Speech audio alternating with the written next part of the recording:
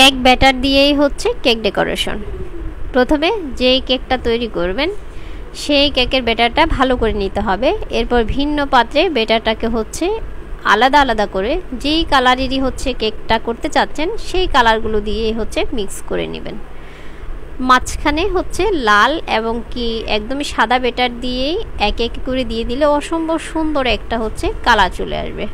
এরপর এখানে কিছুটা হচ্ছে নীল আর সবুজ কালার দিয়ে ভিডিওতে দেখানো প্রসেস অনুযায়ী এভাবেই ট্রাই করতে পারেন।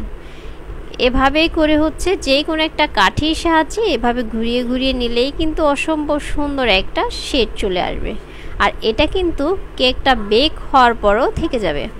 উপরে এরপর সাদা কিছুটা কেক ব্যাটার দিয়ে এভাবে 4 কোণা করে নেবেন। এরপর একটা প্যালেট নাইফ দিয়ে খুব সুন্দর করে হচ্ছে এটাকে একটা ফিনিশিং আনার ট্রাই করতে হবে।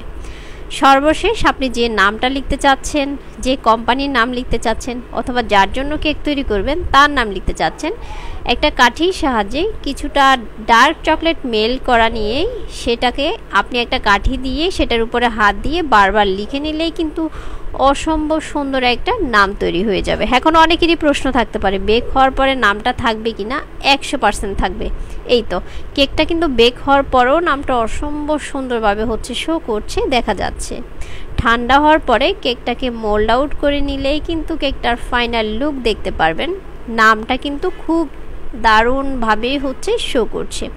যারা ক্রিম খেতে পছন্দ করে না, ক্রিমের কেক খেতে পছন্দ করে না, চাইলে হচ্ছে আপনারা এভাবে ট্রাই করতে পারেন।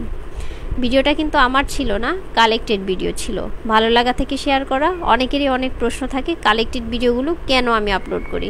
আমার ভালো লাগে সেজন্য টুকটাক ছোট্টখাট্টো কালেক্টেড ভিডিওগুলো হচ্ছে আপনাদের সাথে শেয়ার করি। যদি ভালো লাগে শেয়ার করে টাইমলাইনে রেখে দিবেন আর কমেন্ট করে অবশ্যই মতামত জানাবেন।